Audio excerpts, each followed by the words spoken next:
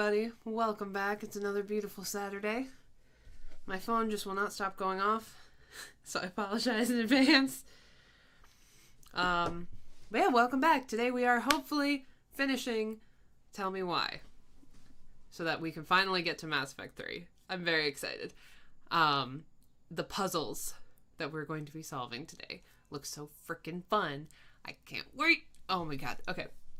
We're just going to launch the game. It probably would have helped if I'd already logged into Steam. My bad. But I hope you guys are having a fabulous day. Mine has been interesting. I had some panic last night because, as many of you know, I run a sticker shop with my friend Elisa. She does all the art. I do all the actual, production. And we had something go a little viral yesterday on our Instagram, and we got almost 5,000 views, and it happened in a matter of 2 hours. And so I'm just sitting there looking, and I'm like, oh, Dave, this is so exciting. We've got 800 plays on our reel already. I'm so happy. And then it was 1,200, and then it was 3,000, and then it was 4,500. And he was like, I'm taking the phone away. We're going to go sit down, because I was just like, oh my God, oh my God, oh my God. Oh, that's going to be annoying. Let me close this door here. But yeah, so I was freaking out. Just panicking. There we go. Mostly just because that's a lot of plays for something I made in the span of 5 minutes fucking around. So it was very exciting, but also terrifying. Hello, Ketu. So I've had some time to think about it. I've made myself some iced coffee, which might sound wrong to you, but this was probably my last iced coffee of the year, because it's getting chilly here in Michigan. But yeah, we have some snacks to help us focus on the puzzles. Yes, I am eating pretzels out of a coffee mug. We're not here for any judgment, okay? Yum. Sometimes you just need a snack. Alright, let's see where it drops us at. I really hope I don't have to redo any of this, but if I do, at least we know what we're doing this time. If it makes us go all the way back to crawling into the freaking attic, I'm gonna be a little annoyed. Okay, it just took us back to the first puzzle. It's from the story where the goblins tricked the Mad Hunter. It looks like it, but it's different, right? It moves. Oh. Some of these parts are buttons. The Mad Hunter still has 2 hands here. So this was either before the Gold Lady cut off... Why do you think she added that castle in the background? See the... It's not the same title, so I guess that counts as a difference? What else was different? Oh, the goblins are gone. No goblins. Yeah. In the original... That's it. Whoa. What's in there? Oh, there's a letter on it. I didn't notice that the first time we did this. Pictures. Oh, poor thing. Why would she keep an old drawing of a pet in here? The Gold Lady. That was definitely her mom. So, did Mary Ann grow up kinda rich? Maybe. I can't believe she was a ballet dancer. Mary Ann. And a good one. Did you know she studied engineering? I'm just blowing through this really quick because we did this in the last episode. If you didn't see it, could this guy have been... Feel free to go back and watch it. It should be on both my YouTube and my Twitch. You think the guy with her is Brent from the letter? But we figured this out. Tyler, see that little light? I think we need to solve this one next. Okay, this one was pretty easy as well. There's the Gold Lady again. So it's about her choices in I can life. move the piece next to the Gold Lady. All these pictures. They look like images from Mary Ann's life before... The princess dancing, playing violin, spinning. The wise princess looks like she's trying to run away. What's the Gold Lady do? Is that it? It's opening. So there was an O and an L. What's in there this time? So we have the house they grew up in. Wow. This is how she figured out... in Juneau. Oh, so that's how she found the house. About the house. Is that Carol? This is a photo of her and Sam and Carol. Look at him. He's so young. Her dad's a douchebag too, BT dubs. Father. If you want to go back through that. What the hell? Marianne was pregnant in 1992, before she even got here. Before us? Do we have a long-lost sibling out there somewhere? It's possible, but she could have given it up or miscarried. Who knows? Yeah, you're right. I know I'm gonna need to take notes for this next part. This got confusing. Do you think we could track down her father? You mean the grandfather she never told us about? I don't think I want to. You're not at all excited about having more family. You saw the letter. I don't think we want any part of that. Fine. Let's keep digging. Okay. And then, yeah, she was part of a commune, which is interesting. Oh, wait, I didn't look at the back. I need to. Hang on.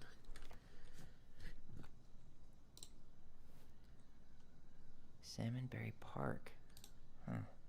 Is that some kind of commune? Looks like it.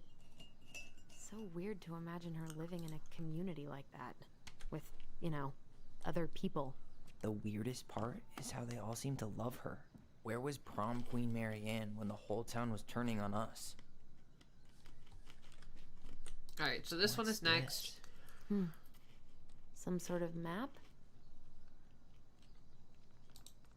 But it said that the dates from here were important, so I'm going to look into this really quick. Wow. She worked for a watchmaker in Juneau before she moved to Delos. No wonder she was so handy. Okay, so we have Juneau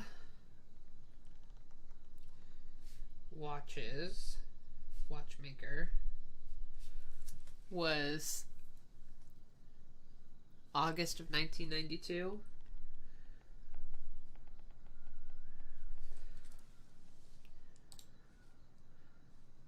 The letter from her dad. Both of her parents kind of sound like jerks. I would have run away too.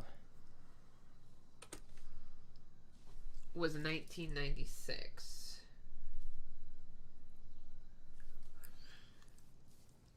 And that was also mom death. Pregnant 1992 at some point.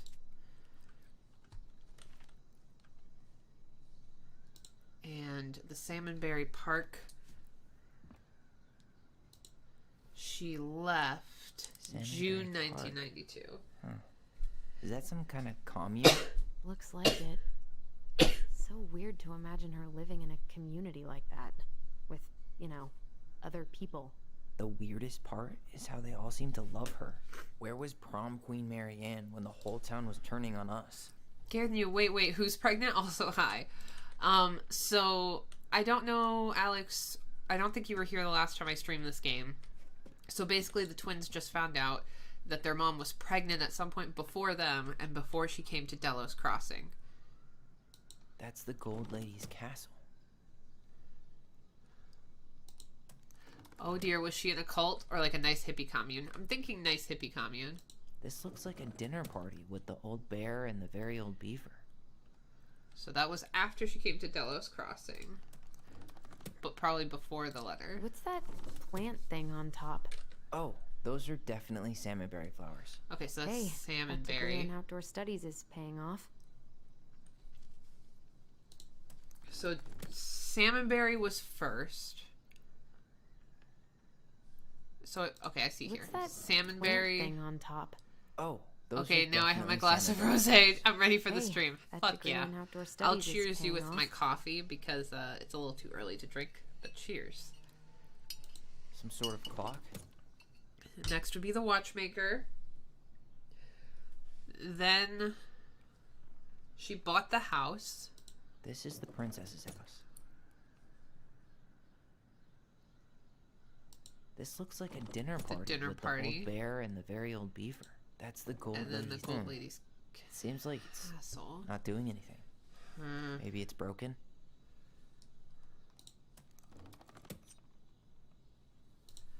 Okay. Let's try this again.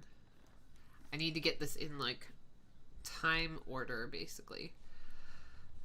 So she left the castle. That's the Gold Lady's castle. She went to What's Salmonberry. that plant thing on top? Oh, those are definitely salmonberries. She was working at the clockmaker. She bought the house. This is the princess's house. This looks like a And dinner, then the dinner party party with the old bear Yes, and we the got very it. old beaver. Yes. Hell yeah. So there's an What's E, in so there? OLE. Another letter? The princess's loss. Is this from the Book of Goblins? Not that I know of. Well, sure looks like it could be. Let me chew my snack so I can read this to you guys.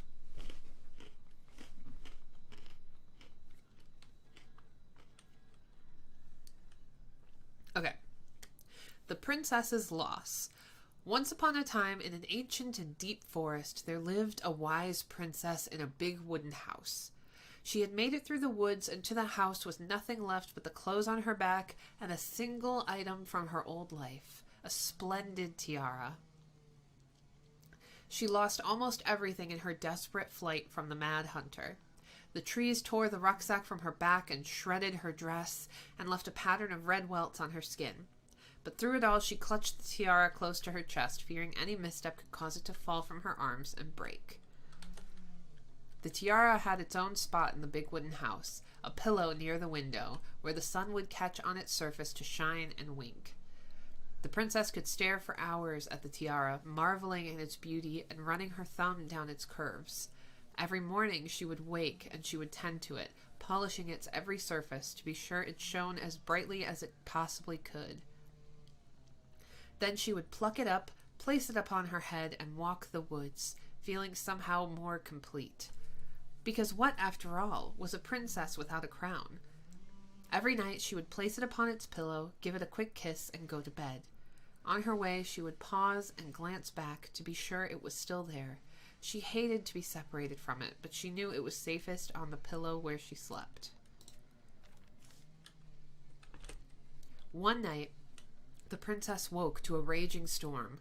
The wind howled against the walls, rattling the windows in their panes. Fearing a gust might burst open a window and blow the tiara to the ground, she plucked it from its pillow and brought it to bed with her.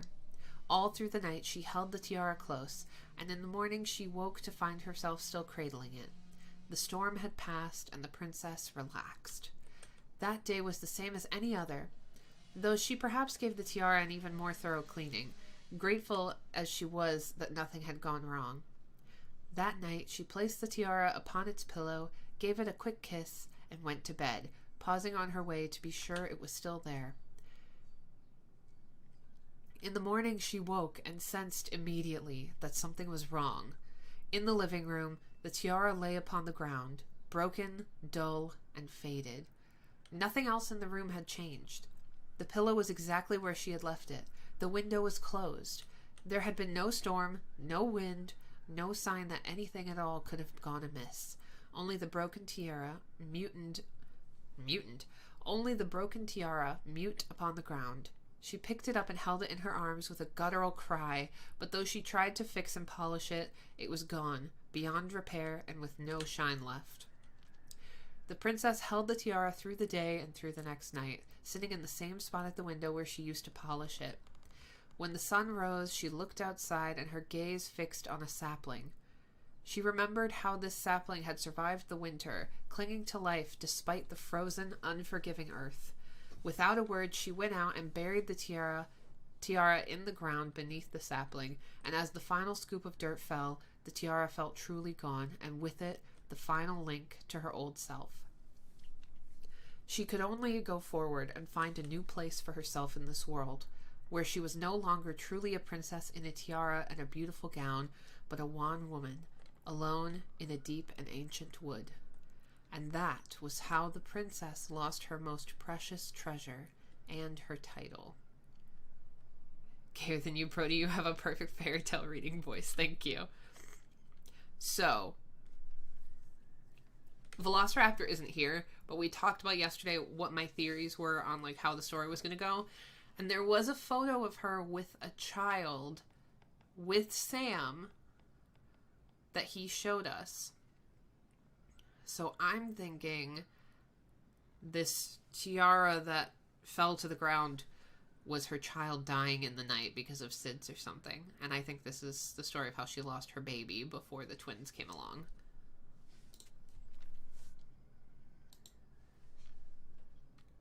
And that was how the princess lost her most precious treasure. That's my theory anyways. That's the title.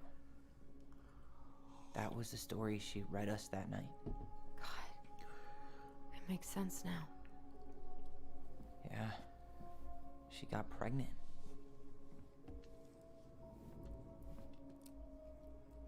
And she ran away to start a new life.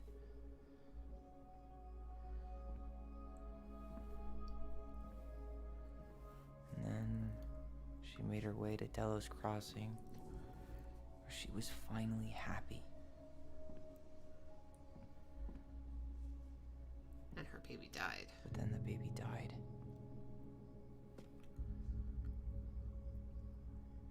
Fuck. I can't even imagine how she must have felt. She left everything behind. Built a whole new life for him. How do we know it was a boy? He was just gone. Makes a lot of sense, specifically because of I how guess heavily she having used us her helped her stories to move cope on. with the past, yeah. But when it looked like we were going to be taken away, she snapped.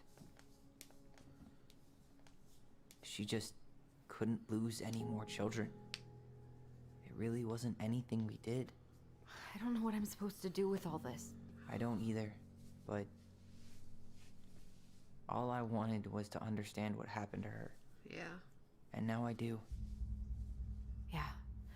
But we still haven't seen what's in that chest.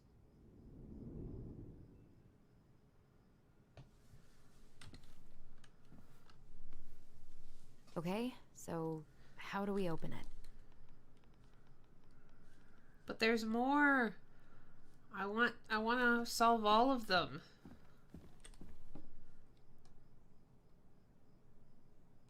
Why are these pictures from the Book of Goblins here? I don't know. We'll get to those later.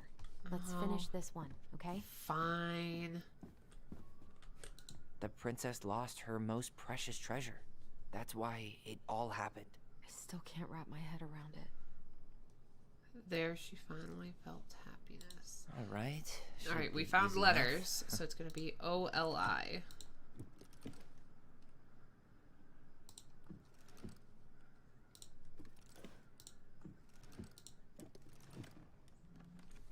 I have to blow my nose really quick. Give me 1 sec. Sorry. The setting is so pretty. Yeah, I know. It's gorgeous.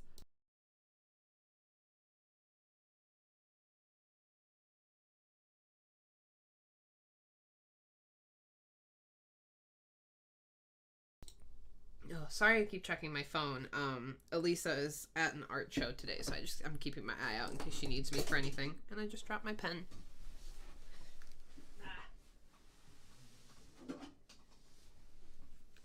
Okay. Let's continue. Discover the secrets of the chest.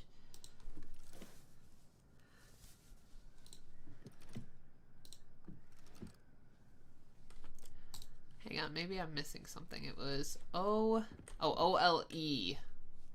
It's an E. Whoopsie. All right. Should be easy enough. Yeah, you say that, Tyler.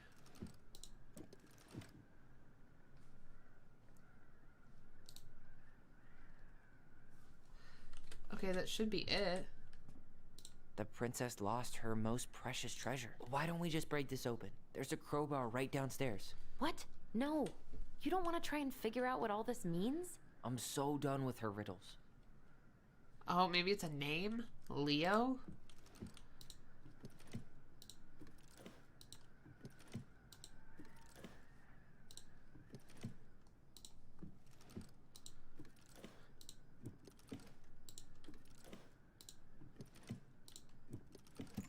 Leo. Yes. His name was Leo. Ole, yeah.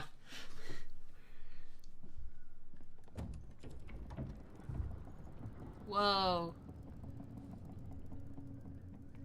Oh. Whoa. Did it just get darker in here?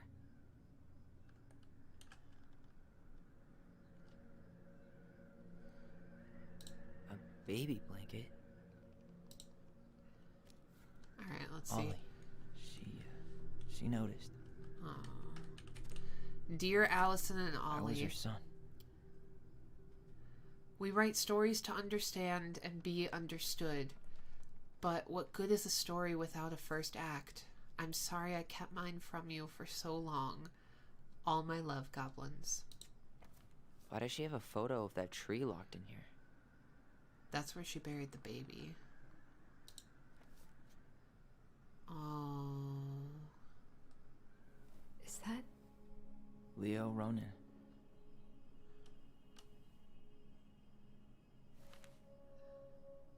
That's where he's buried. Why didn't she tell us about him? Why didn't she tell us any of this? I mean, it's fucking terrible. That's why. Yeah, would you tell your 10, 11-year-old that they had a Did we dead do the right thing opening this? sibling? We did. It's better we know what happened, even if it's hard. And there's one more thing we need to see. Are you sure? Yes.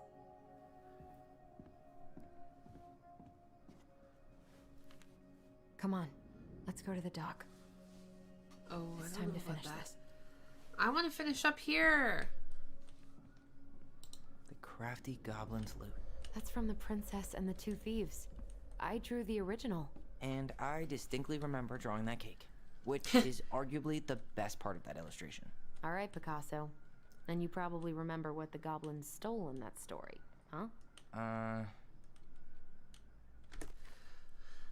The crafty goblin's loot. Let's see.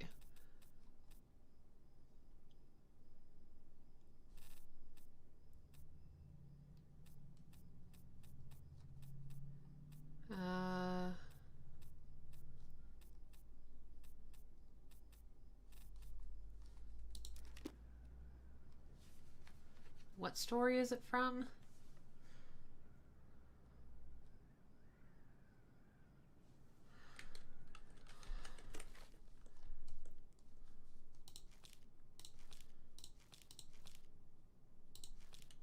Let's see.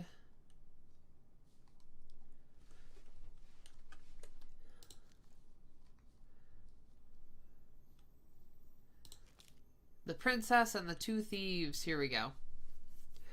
Once upon a time, in an ancient and deep forest, there lived a wise princess in a big wooden house. The house was built from the strong wood of the forest, and it kept the princess warm and safe. The princess was not native to the forest, but she never spoke about where she had come from, for it made her cry. She did not have many friends, but that was how she liked it. The forest was big and deep, and many paths led to her house, but not many visitors passed by. The princess was happy to be left alone in the big house in the deep forest. She knew that the forest would provide for her, but that its generosity had to be respected, so she only took what she needed. And for a long time, life was just fine for the princess in the big wooden house. One winter day, when snow blanketed the earth and ice bent the trees low, the wise princess realized that food was disappearing from her house. It was not much at first, only a few fruits and nuts and eggs vanishing during the night. "Maybe it's the birds," she said, "or the mice." And for a time the princess was okay with losing some food, for the winter was long, and the little creatures needed to eat too. But then small items started to disappear as well.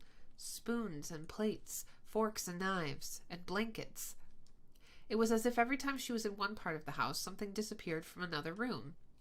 "This can't be birds or mice," said the princess. "I think I have a thief." So she went outside to look for traces in the snow and noises in the wind, but there was nothing to be found nor to be heard. "That's strange," said the princess. "Maybe the thief is hiding inside my house." For many days she hunted, looking behind curtains and under the bed, in the attic and the chimney, behind the poles and under the carpets, but she found nothing. And as she searched, food kept on disappearing night after night. I will make a cake, frowned the princess. A big cake with every egg and fruit and nut I still have, so that I only have one thing to keep my eye on. And she spent the whole day making the cake and using everything she had left. The cake was made so big she could hardly carry it. If I manage to protect the cake, I'll be able to survive the long winter, she said. So she added a lock to the oven, and she kept the big cake safe inside. But the next morning, the lock had been opened, and the cake had disappeared. At first, the princess cried, because the cake was the last of her food until the snow melted. But then she noticed 2 trails of tiny feet in the spilled flour, and she followed the tracks to a hidden hatch in the floorboards. This is how the princess realized that 2 tiny thieves were living under the wooden house right below her feet. Alright, so they stole eggs. I'm pretty sure they stole some eggs. They stole fruit. Maybe they took some of the princess's fruit? Did they steal candy? No. Wait. They stole spoons and knives. What if they took some spoons? There we go. That's it. I always wondered where that drawing went. She said it was her favorite, and then one day it just disappeared. You are the best mom in the world, the prettiest princess. That's cute. Okay, so we did that one.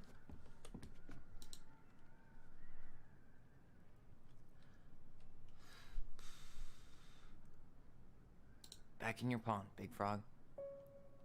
Oh. Here, the secret keeper, hiding secrets in the clouds. All the Gold different lady stays pieces. locked up in her castle. Feeling speely right now, Brody. ASMR channel when? Oh, you mean sleepy? We'll let the mangy muskrat have his rock back. The Ice King goes in the forest, obviously. There you go, stalwart moose. So they're all in their rightful places. Except one. I think I'm literally only missing one from the whole game. Crafty goblins go here. That's the pious pelican spot. Moonhag's gotta be imprisoned in her lake. Wow, their mom did all of this. Mad hunter, always on the princess's trail. The wise princess goes cool. in the big wooden house, of course.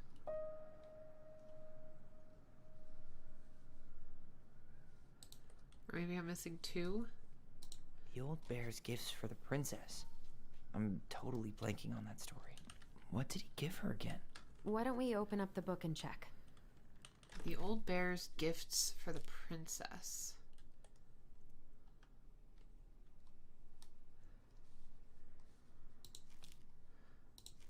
The Bear and the Princess.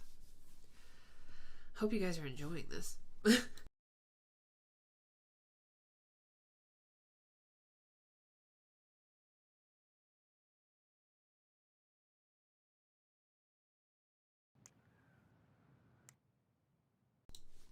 Realized I muted myself to blow my nose and then forgot to come back. Okay. Once upon a time, in the ancient and deep forest, the old bear stood on the bank of the river, swiping its salmon on their way to the spawning grounds. Just as he'd got his paw on a particularly fat one, he heard a woman shouting for help. He considered simply eating his salmon, but then she screamed again, and he lumbered over to investigate. After a short walk, he found the princess clinging to the top of the tree while a wolf snarled and snapped at the base of it. The old bear would normally knock it in the middle of such a situation. After all, as a fellow predator, he understood the wolf's need to hunt. But then he saw the princess. He was struck by her beauty, and he knew he had to help. With a great roar, the bear heaved onto his hind legs, rising to his full height. The wolf snapped and snarled in his direction, but the bear roared again, and the wolf took off into the trees, tail between its legs. The old bear fell back down on all fours and stared up at the princess. She regarded him fearfully. "You can come down," he said. "How do I know you didn't save me just so you could eat me yourself?" asked the princess. I suppose this is a fair question, admitted the old bear, but I promise I won't eat you. The princess had no reason to trust the old bear except that he had kind eyes, and so she slowly made her way down the tree. When she reached the ground, the bear only watched her, so she supposed she was not going to be eaten today. Thank you, she told the old bear. Of course, he said. Can I walk with you back to your home? Of course, said the princess. And so the princess and the old bear walked together through the forest back to the big wooden house. After that day, the princess would occasionally find gifts from the bear. A fresh-caught salmon, a handful of ripe berries, a newly bloomed bluebell.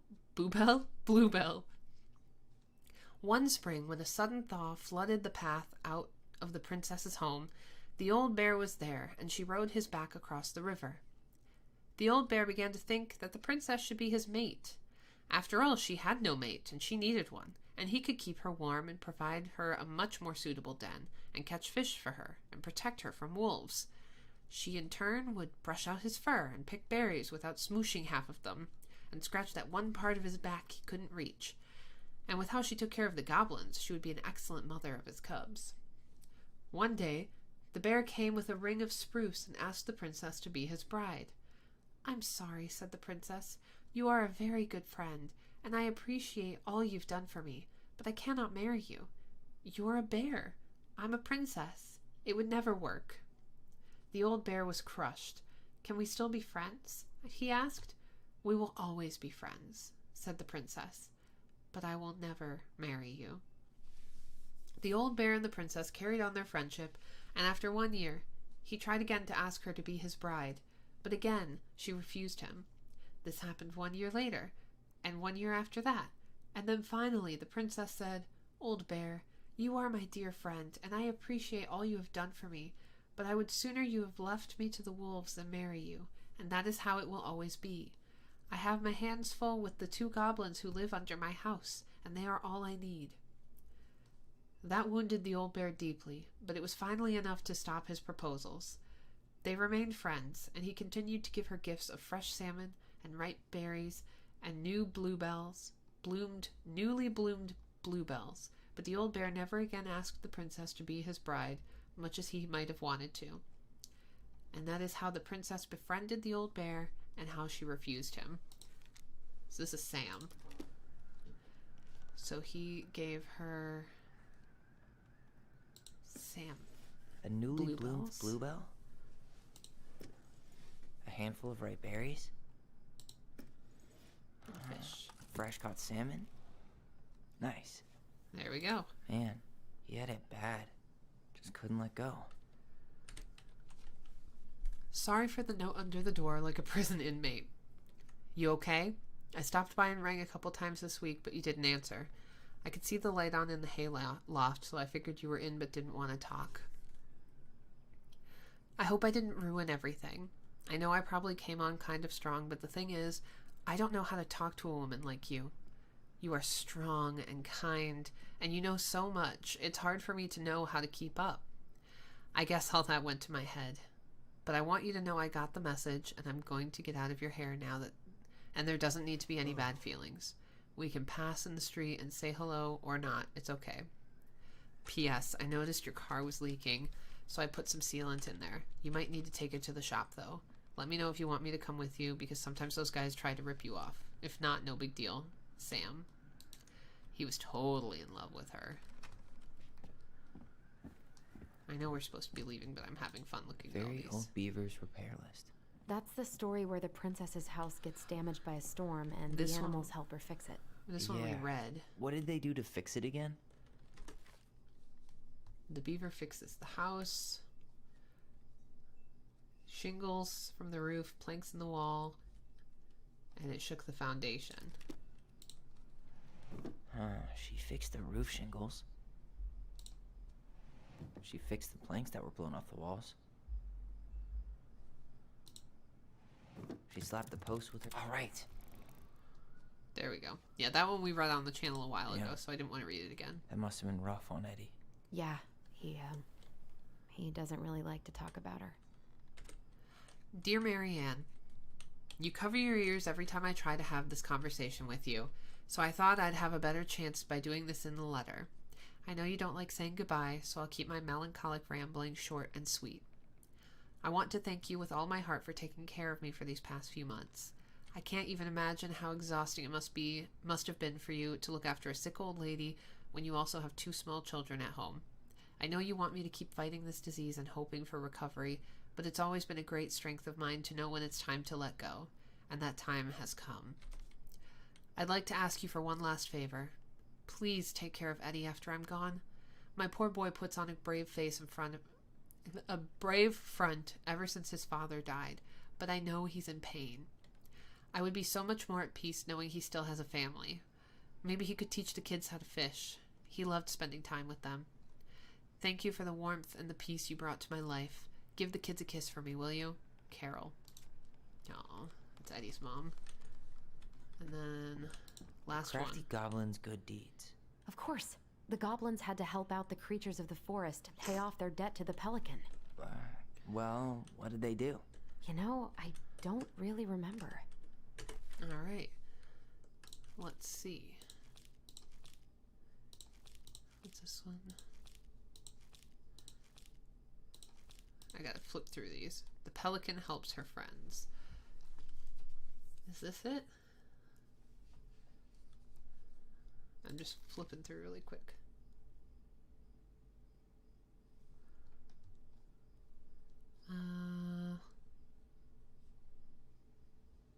No, they had to pay off a debt to the pelican. I don't think that was it. The pelican forgives the goblins. It looks like they covered this a little bit. Once upon a time, in a deep and ancient forest, there lived a pair of crafty goblins in a cave below a big wooden house.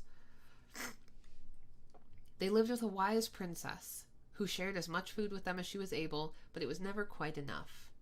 This left the goblins hungry. Very hungry. Always hungry. One day, as they were out foraging for food, the pious pelican landed on a rock and dumped a smorgasbord from her beak, which the goblins knew was magic and never emptied. There were king crabs in red, blue, gold, and scarlet, veiny blue shrimp, pink-shelled scallops, oblong brown clams, purple spiny urchins, and even one prickly red sea cucumber. The food just kept coming. They watched as the pelican ate one clam and then took a nap. Do you think she would mind if we took just a little? Asked the one goblin to the other. Her beak never empties. She won't possibly miss a couple of crabs, the second said, licking her lips. They agreed, and so they crept over, filching some crabs, and ran. The goblins scarfed the crabs, but when they finished, they found that they were still hungry. She won't miss a handful of shrimp, said one goblin to the other. The goblins scarfed the shrimp, but when they finished, they found that they were still hungry. Maybe also a few scallops, said one goblin to the other. The goblins scarfed the scallops, but when they were finished, they found that they were still hungry. So they went back for clams, and then urchins, and finally even the sea cucumber. Finally, they were not hungry, but there was also nothing left. Just then the pelican woke up. What happened to my food? She asked. Unable to lie about it, the goblins confessed their crime. The pelican was dismayed, but she was a charitable-hearted bird, and she could tell the crafty goblins were growing little creatures. Goblins, said the pious pelican, I will share my food with you, but you must, in return, follow my example and be as generous with others as I am to you. Take that to heart, and I will have considered your debt paid. But we have nothing to give, said the goblins. You have your nimble hands, and your crafty brains, and your loving hearts, said the pelican. The crafty goblin realized how much they had to give, and for the rest of the day they looked for ways to help the other creatures of the forest. They found the stalwart moose struggling with an itchy, hard-to-reach spot on his back, and so they climbed up and gave it a good scratching. Next, they helped the old bear, who could not get the honey out of a narrow beehive. They climbed up to the top of a tree with the hive and then dropped it, cracking it open. Finally, they found the princess crying over a loss she would not speak about. So they wrapped their little arms around her in a great big hug and stayed until she felt better. When they were done, they returned to the pious pelican. Did it feel good to be as generous as I am? asked the pelican. It did, said the goblins. I'm glad, said the pelican. We all have problems that we can't solve on our own, but if everyone goes about with generosity in their hearts, then there is always someone on hand to help. But we all must commit to do so, or there may be no one there to help you when you need it. This made sense to the goblins, and they thanked the pious pelican for her food and the lesson. Of course, by this time, they were hungry again, and that remained an ongoing problem until the day the stalwart moose taught them to fish, but that is another story. And that is how the pious pelican forgave the crafty goblins, and how she taught them charity. Oh, excuse me. So we got moose, bear, princess. So they scratched the moose. They gave the stalwart moose a good scratch on the back. They broke open the beehive for the bear. And they hugged the princess. The loss was obviously about her baby. They hugged the princess when she was crying. Nailed it. Our lives would have been so different if their friendship hadn't gone to shit. The Pelican Crossing is a specialty gift boutique located near the O'Shea Glacier, catering to Gastineau Channel tourists as well as Delos Crossing locals. We specialize in an assortment of high-quality products from home accessories, handmade souvenirs, to personalized apparel and locally made art. The Pelican Crossing will be the first store to act as a relay between the buzzing arts and crafts scene and customers. In addition to a wide array of novelty handcrafted products, the consumer will enjoy friendly and knowledgeable customer service from Vecchi's store co-owner Tessa Vecchi and up-and-coming artist Mary Ann Ronan. Their business plan is prepared to obtain financing in the amount of $20,000 to purchase inventory and to help cover expenses in the first year of operations. In year 1, the Pelican Crossing plans to break even, and in year 2, we plan to generate a moderate profit. Working on the executive summary part of our business plan. What do you think, Tessa?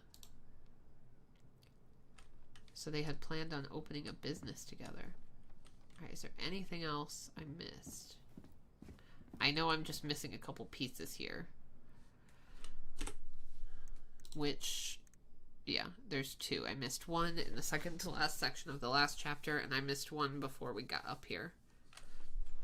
Though I'm not sure when that would have been. But I guess for now we can leave. You really want to go? You sure we've seen everything?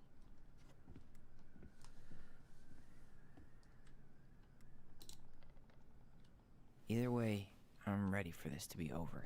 Me too. So we'll have to replay this part. I think that's literally the only thing we missed.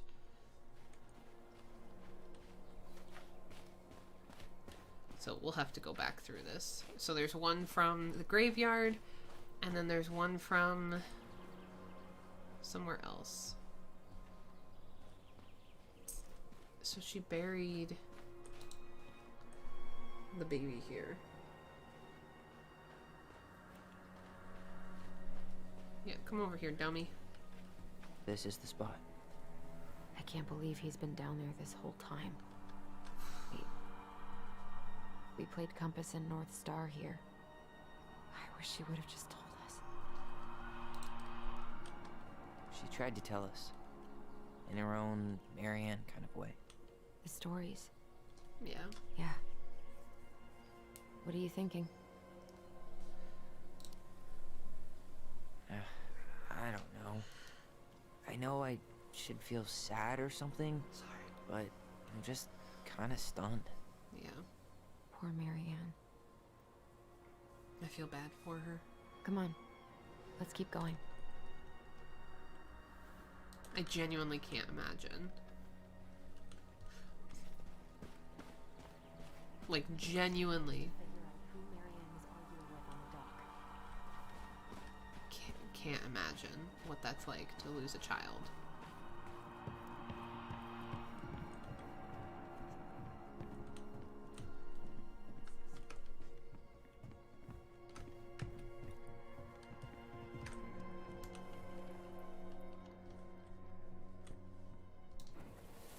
Oh, this is gonna suck. I hope Allison doesn't, like, freak the fuck out.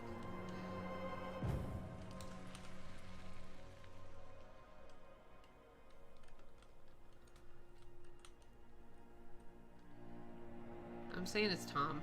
I think it's Vetchy. It can't be Sam. He loved her. I called it! I fucking called it! It's him! Tom? He's their Tom dad. Becky is our father? Of course. It had to be him. Tessa knew, didn't she? Yeah, she must have. That's what she didn't want to tell us.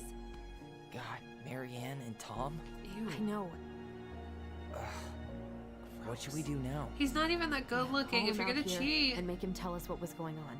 And if he won't? We know his secret. He will. Tom? It's Allison. We need to talk. We know it was you.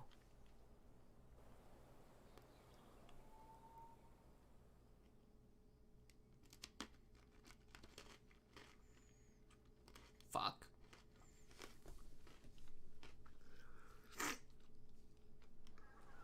Mr. Lame-ass Major is their dad? That's exactly what I'm thinking, dude. That's gross.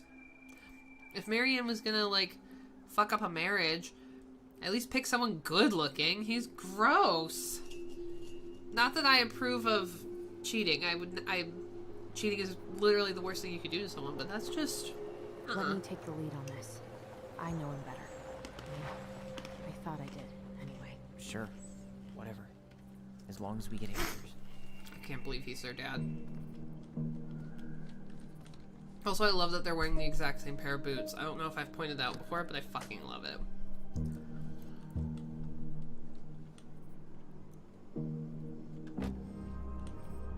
You should feel bad.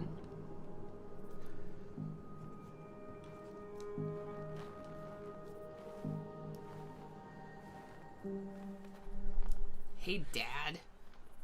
Kids, listen. You're our father.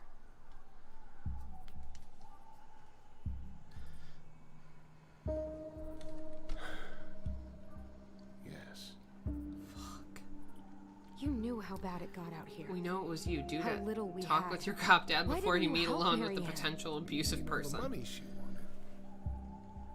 We didn't have anything to spare. Well, that winter was rough on everyone.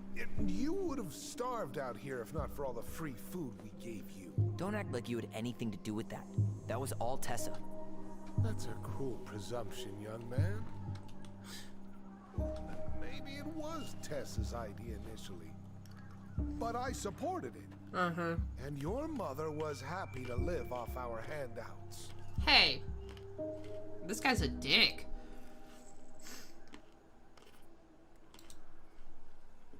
You were here that night. You saw Marianne and Tyler. Why didn't you help? I know it wasn't my best moment. But she threatened my life. So you just decided to let her drown? I didn't decide anything. Everything happened so fast, I panicked. And by the time I got to town, Brown was already on his way out. There was nothing else I could do.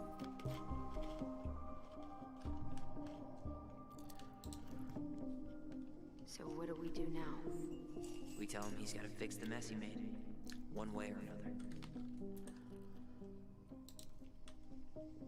You tried to burn down our barn and knocked Tyler unconscious.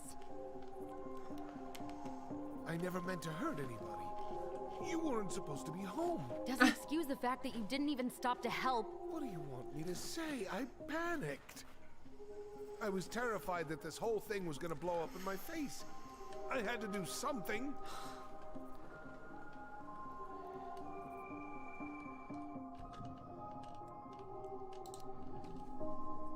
Hey, Fuck. you hearing me? Yep. Sorry. I'm trying really hard to keep myself from punching him in the face. He's not even the least bit sorry for what he did. He could have seriously He hurt is you. the worst. Yeah.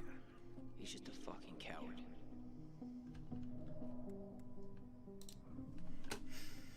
Does he really expect us to believe there wasn't anything else he could have done that night? I don't know, Ellie. I'd rather not think about it. You failed us, Tom. Mm-hmm. You need to make it right. I'll do whatever you want. As long as none of this gets out. Huh. Excuse me? You want me to pay for my mistakes? Fine. But please, Tessa can't know. should kill her. Tessa knows. Tessa Come on. already knows, Tom. No. That's impossible. It never occurred to you the reason Tessa cut Marianne off was you? But she never said anything. Of course she didn't. Lord. You should try talking to your wife. Maybe if you had, we wouldn't be in this situation. Douchebag. And maybe Marianne wouldn't be dead. Oh, come on. You of all people should appreciate how troubled Marianne was. She was unhinged. Something like this would have happened sooner or later. Gayer than you. He attacked a child, abandoned his children, and left their mom to die, but he had a bad hair day, so let's give him a pass. And you just couldn't risk being there when it happened. Even though it meant leaving her to raise kids out here all by herself. None of this would have happened if you'd manned the fuck up. I didn't have a choice. Of course you did.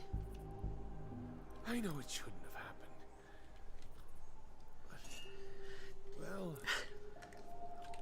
your mother was a very pretty woman. Ew. And she'd been so many places and done so many things. The way I always thought I would have. Stop doubling down, dude. 100%. Love made me a fool. Look, I made Horrifyingly, mistakes, they have his eyes. but this will not go any further than the three of us. Why? Or what? We know. Tessa knows. Marianne's dead. There's no point in hiding it anymore. He's afraid it'll tank his campaign. Huh. Am I wrong? Love, yeah. I've kept your secret all these years. I don't want to go spilling it, but I will if I have to. What? Yeah, your little story about self-defense. I've never told anyone how Marianne really died. What? That night, I came out here because I was. I like how worried he's an about your mother. evil, over-the-top murderer, but a realistic piece of shit. Yeah.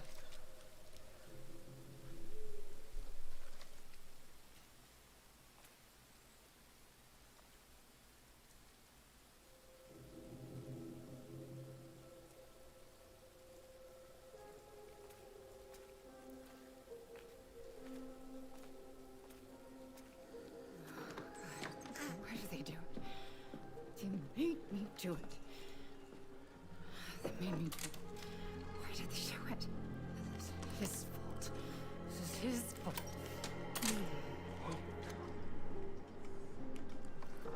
What?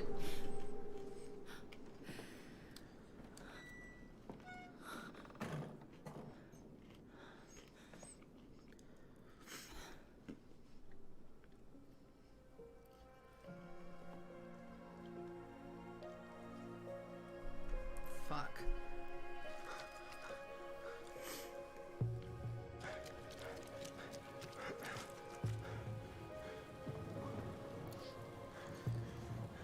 So they made me do it, he made me do it. Mad Hunter.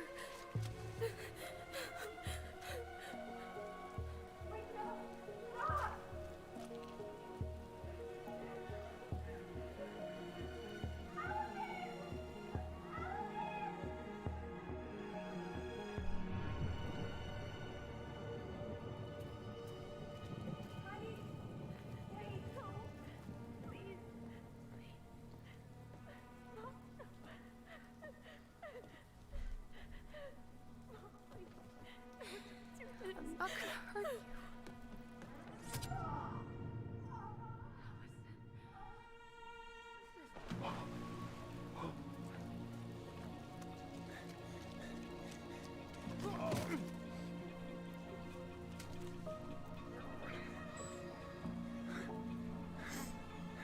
Oh, I don't believe this for a second.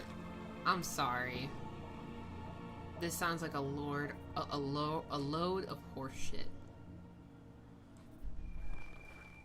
I don't believe for No. 1 second that's what happened. No way. You're a fucking liar. I saw what I saw. You're manipulating us just like you manipulated her. Tyler! You're not listening to this, are you? Be smart about this, Allison. Are you sure you want this to get out? You've got way more here to lose than he does.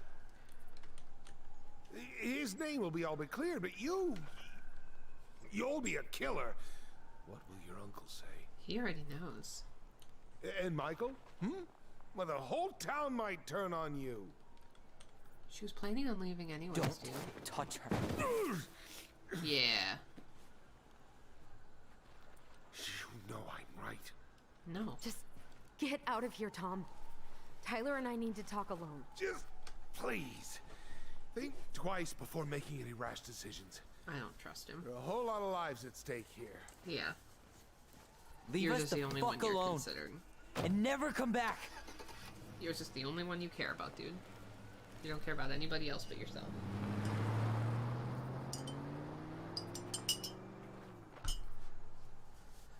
Jesus, he saw all of that go down and was just like, well, yeah, honestly. I don't believe him for 1 second. He's trying to cover his ass. He's lying and manipulating them. You I okay? don't believe him. You didn't let that asshole get to you, did you? Did you? What if he's right? I've been having all these nightmares about that night, and they were a lot like how Tom said. And now, when I try to remember, that's all I can see. He's trying to mess with your head, and you're letting it work. No, it's more than that. Ever since we started digging, I haven't been able to shake this feeling like something's off. Something's off because he put this in your head. Don't let him get away with it. He might not be lying. We keep getting things mixed up. We remember totally different versions of the past. Those are just details. This isn't that. She was going to kill me. I'm not so sure anymore, Tyler.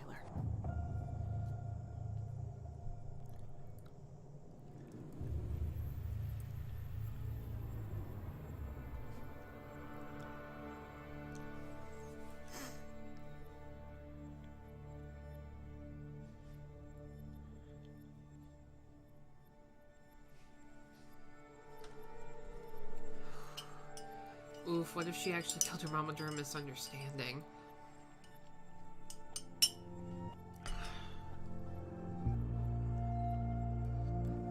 Look, is it possible? Yes, but even if it was, from all her rantings and ravings, it still sounded like Marianne was going to, at the very least, kill herself, if not her kids. Like, maybe she thought they were better off being dead than being taken by CPS.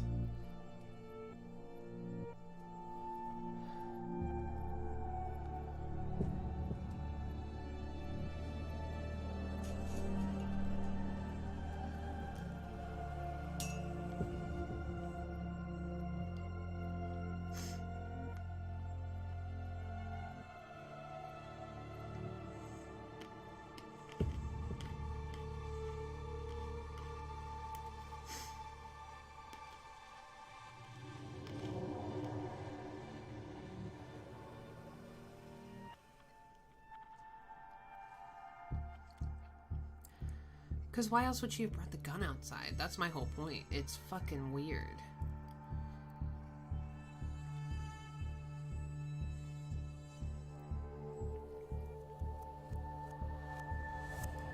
Maybe, but she seemed very against the idea of more of her children dying. At least while she was sane. Yeah. I don't know. When people get desperate, She had they do a gun pointed at me. crazy shit. She chased me. She said she was going to kill me.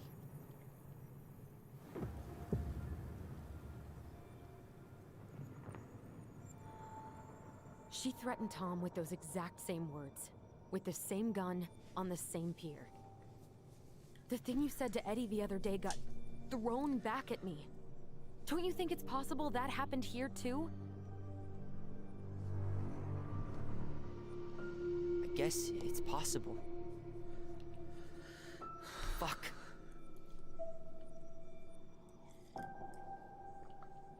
don't know. And we're never gonna know the truth, are we? Because the second you walk away from something, that's it. Yeah. I guess at this point, you just have to decide what you believe. Me? Yeah. You need to start dealing, Allie. And that means coming to terms with whatever version of the past feels the most true to you. Honestly, no more though. running. Whatever you choose, you gotta live with it, okay? Yeah, Ah is right. Either way, I hope she finds therapy, because I think she fucking needs it. So we have to decide. I'm not gonna hurt you. I'm going to kill you! I'm going to... Shit. I'm not gonna hurt you. I'm sticking with the memory. Kill you! I think that's the only way she can move on. I'm going to kill you! And I think honestly, Kill you! she would need to believe that in order to live with herself. Allison, this isn't what...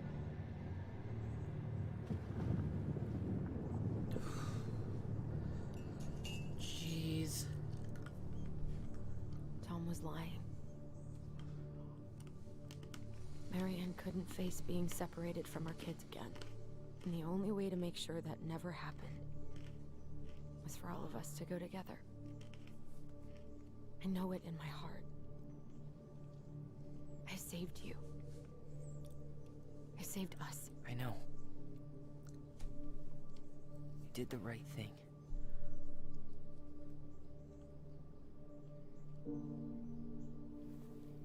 Jeez, this You wanna got go back dark. inside? Yeah. Holy shit. I mean, it's a DontNod game. I knew it was gonna get dark, but...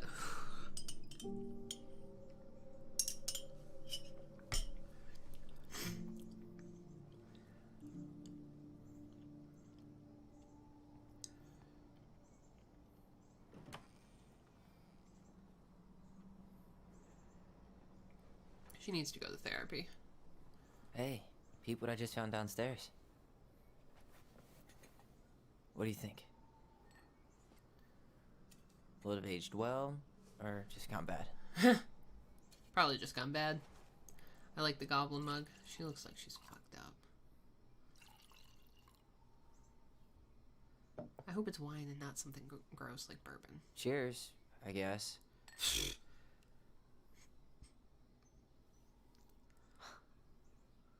I can't believe Tom thought we'd buy that story. And that I almost did. Yeah, I still can't believe he and Marianne. That's the part that grosses What the me hell out. did she see in him? She was probably just really, really lonely after she lost Leo. I could never get that lonely. He's gross. Listen, with everything that's been going on, it got me thinking about our voice. Like, that maybe we should stop using it. What? I just don't trust it, and I think we'll be better off without it.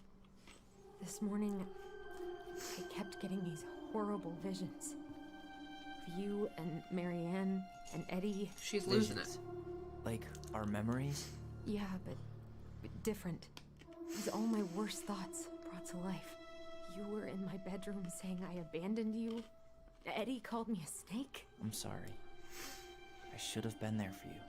It's okay, I was the one who walked out. I can't let that happen again. I don't think it will. Something's been pushing us to find answers. And now we have them. Maybe I'm wrong. And if it stays bad, we can stop. But I really want to keep what makes us us. Yikes, Sam was right there and she went for her best friend's ugly husband, honestly, though.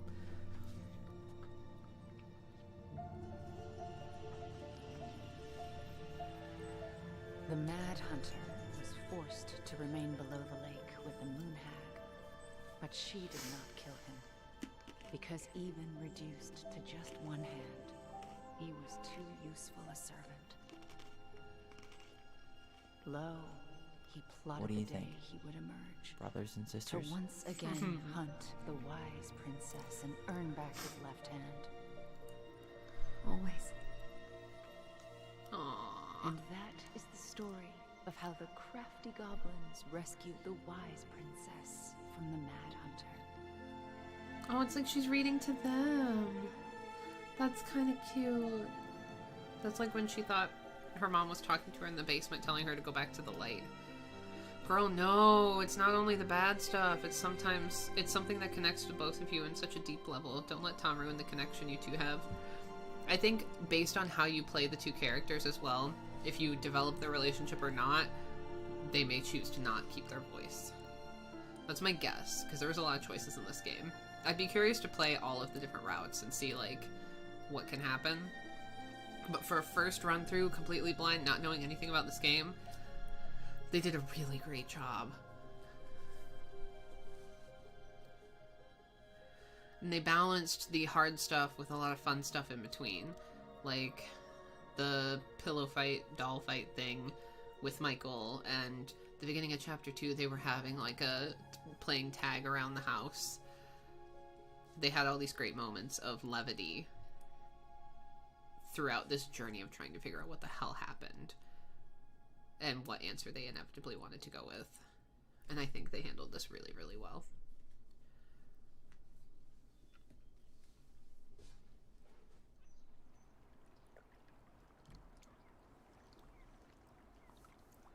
Six months later.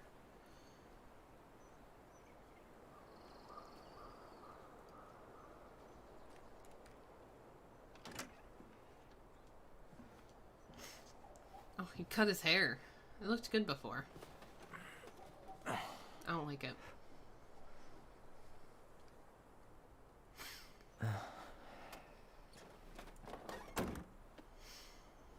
Oh, he kept the moose. I love it. I hope Allie kept hers too. One last look.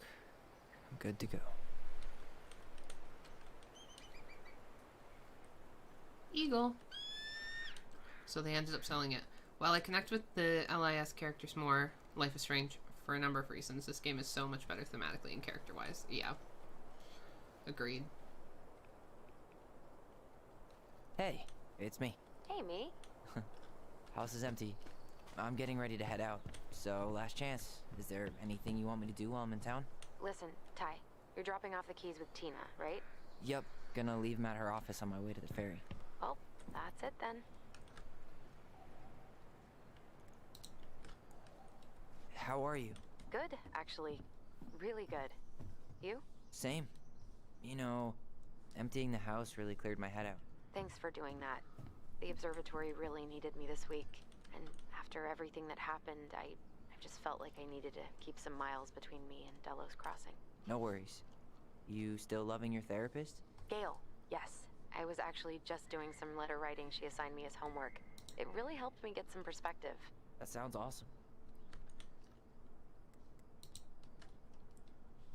Did you see the article I sent you about Tom losing the election? Ha! Yes, I saw your message right before derby practice, so I didn't have time to read it. But I did cackle at the headline. Did you picture Tom's face whenever you went in for a block? No, but that is a great idea. Anyways, I'm glad Tessa finally left his ass. Good Karma's a for her. bitch. I like the old look, but he looks more lumberjacky now, if only he grew a beard. Yeah. How's Juno? Big and full of people, even without tourists. Michael's been writing up rules for the apartment.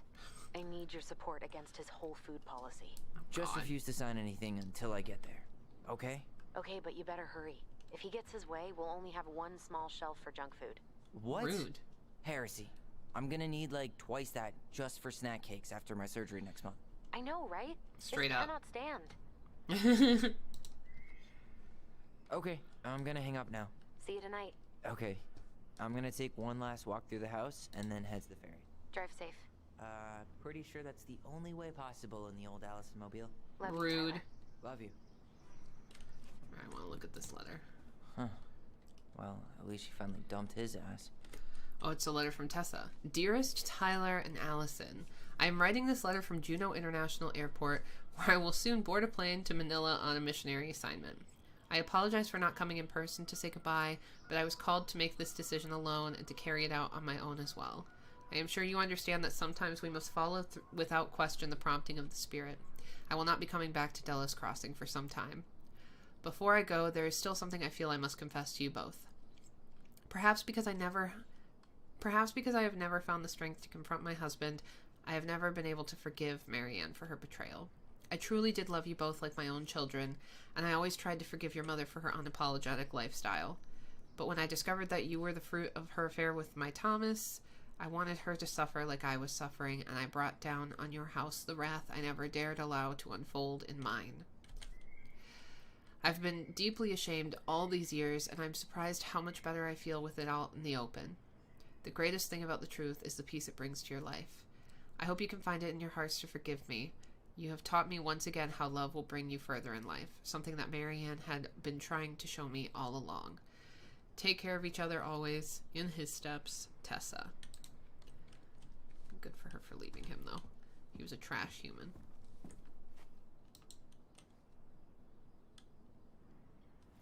Send a picture to Allison.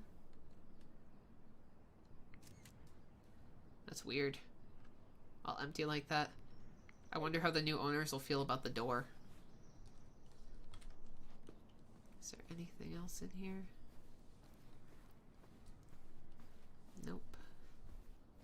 That light is funny too. Buzz buzz. The shocked face. Cute.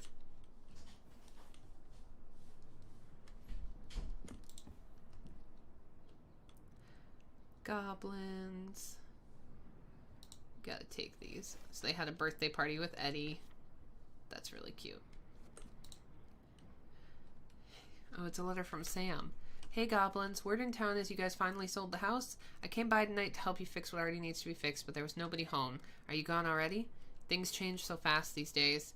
Anyway, you know where to find me if you want me to fix things. If you're still in town, I mean. It's getting late and I'm pretty tired. Oh, and I'm sorry for acting like the stupid ass I am. Everywhere I look, I think about what used to be. I've been trying to do better, but I think it might be too late for an old bear like me. Not sure if this will reach you. It's getting late. Call me if you're still around. Be safe, Sam. P.S. I wish it was as easy to fix everything as a boat. That's sweet. They so need matching goblin tattoos. 100%. Seeing it empty is so weird, but at least it's the last time we'll ever have to. Dude, I feel that. Last time I saw my house empty was wrong on so many levels. It just felt weird. I'd lived there for most of my life. That's pretty. Oh, it's like holographic. That's cool. You're just leaving it there? Bro, clean up after yourself.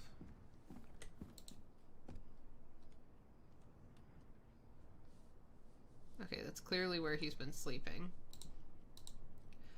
Michael must be relieved to finally be done with that place. No doubt. If traffic's not too bad, I should be back at our place around 4 p.m. Traffic in Delos. If only the mailbox bandit escaped. Hey, I'm making that biscuit thing you like. Damn, on my way. I'll probably take out some fire hydrants and stop signs. Don't die. I'll keep it warm. See you in a few. That's cute.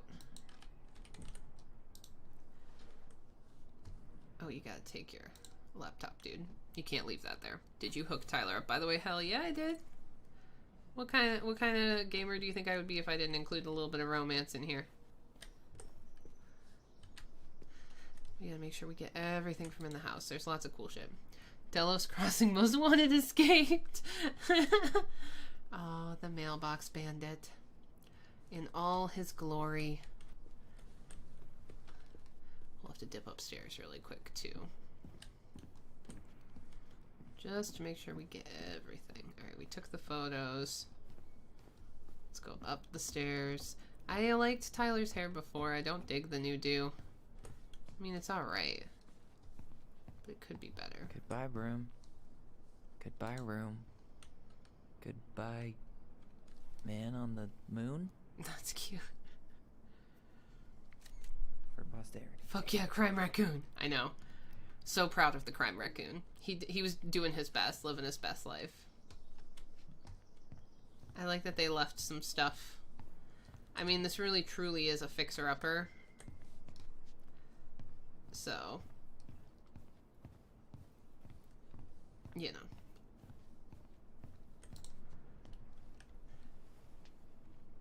Certainly there's a hope paper the new owners airplane are up Mr. there. and Mrs. Fix-It. Yeah. I never noticed that. I wonder if there's a way to get it down. Might figure that out on a replay or something. I love that there's just paint all around the house. Like, Marianne just kind of let the kids do whatever the fuck they wanted. Can't blame her. Goblin. Cute. Goblin faces. I'm sure there's stuff outside we need to look at too.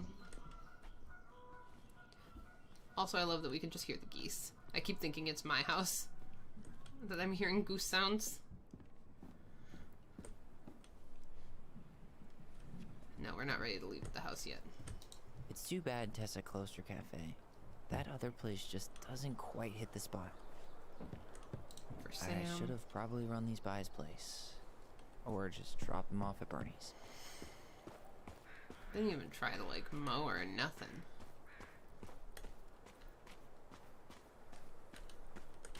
Can't go back in there.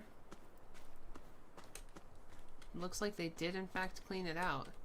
But yeah, you can't, they don't let you go back in. Which is kind of a bummer, because that would have been fun.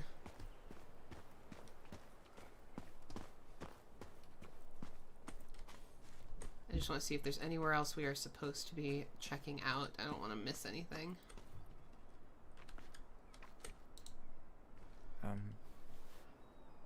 I'm sorry we're leaving you alone out here. No. The older brother they never got to know. Bye, Leo. Oh. Reflected all the places you explored. This is kind of cool, the way they're doing this ending. So I wonder if it changes at all, depending on how you play the game. Okay, Ty? They're talking to each other. Yeah. Everything really is. That's cool. I wonder if you make different choices if Allison is the one to stay here.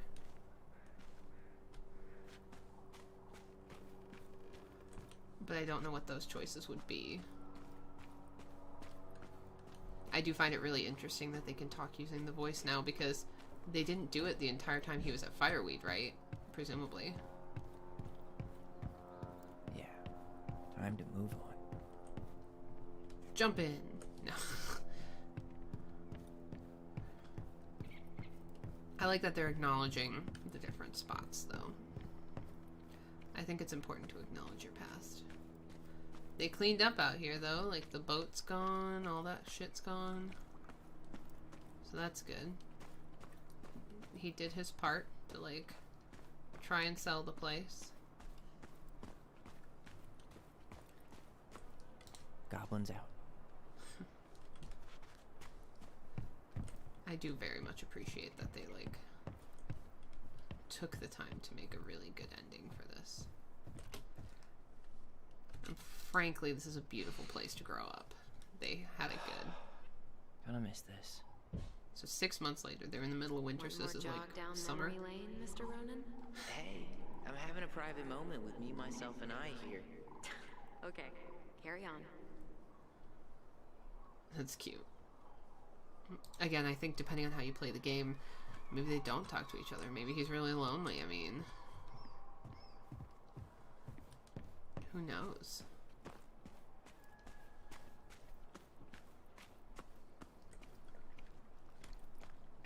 It is weird.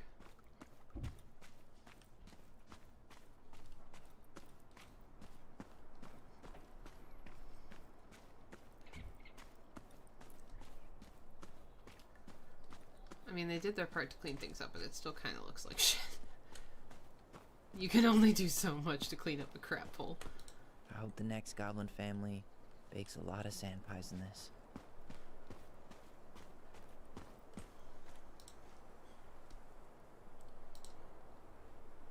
Aw, dreamy sigh. Gross. This is that thing I was telling you about. See you there, D. Annual queer prom. That's cute. So they're dating. That's nice. I wonder if you don't set him up if he, just like, it's a picture of him and Allie. Alright, let's, leave the house for good.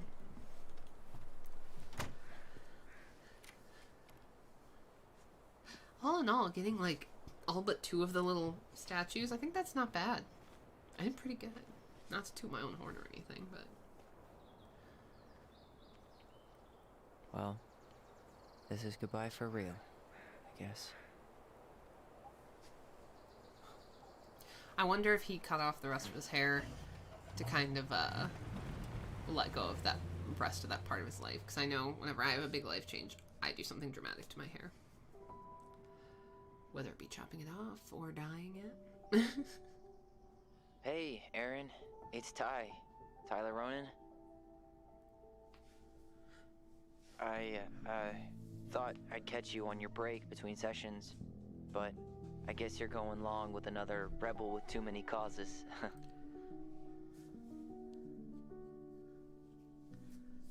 It's weird that he's talking to an Aaron. I know I haven't reached out since I left Fireweight, but I just wanted to say,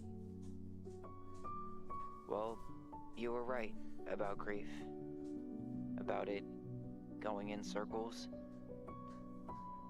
This morning, I was out on the porch staring at the fog, and my mother, she just tumbled right out of me. But it was okay. It actually felt good to remember.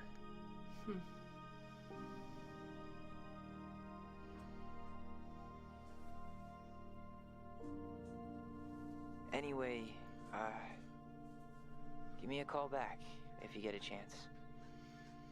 I'll see you around. And thank you.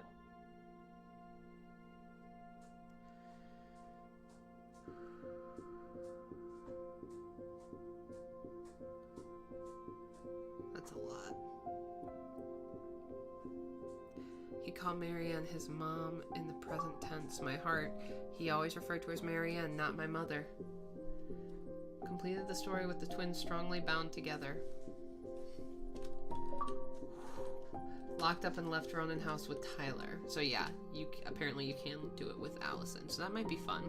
Tyler, I love you. Also let your hair grow back. Agreed.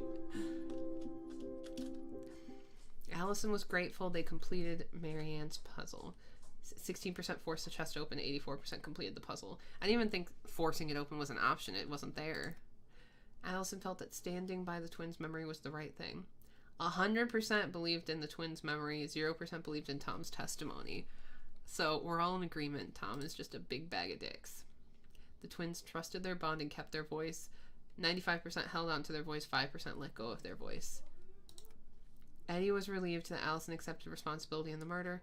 67% confessed the truth, 33% did not. Sam felt understood by Allison. 70% listened to Sam's story, 30% confronted Sam with his addiction. Michael felt closer to Tyler, 71% kissed him, 29% did not. Thanks for streaming this, Brody. This was a great game. 0%, I know. I mean, there were millions of people that played this game, but presumably first run through is what they're basing all these statistics off of. Oh, this is nice. They have a whole thing about the suicide hotline. This is important. If you or anyone you know are struggling with suicidal thoughts or experiencing emotional crises, you can find help using these resources. You matter, and we need you in the world. Which, straight up, 100%. So yeah, that was Tell Me Why. We have finished it. I think we sunk about 8 to 10 hours into this game. But, it was an emotional roller coaster. I'll probably cry about it later, to be honest. any game that deals with grief tends to hit me hard because I went to like several funerals in the span of a few months at one point in my life, and so like I just kind of go back to that spot sometimes. But it's a very good message at the end for them to, yeah, exactly, Alex, to be like, hey, if you need help. And that is very true. But I hope you guys have a fabulous rest of your weekend. I will be back. I don't want to give you an exact date, but probably not going to be until next weekend. Or Friday, maybe Friday afternoon. We are going to start Mass Effect 3. It's happening. It's coming. Keep an eye on the Twitter. My link to Twitter is in the doobly-doo. And I will let you guys know exactly what date it's going to be. I got to kind of get my schedule lined up. I have a job interview on Monday for a shirt printing company, which will be a very cool job to have, especially since I run a shop. So, we'll see. But yeah, I hope you guys have a fabulous rest of your weekend. Be good. I get what you mean. Death has been overly present in my life as well. I know it sucks. But yeah, I hope you guys stay safe. Do something that brings you joy. Try not to cry. I will see you guys next time. Bye.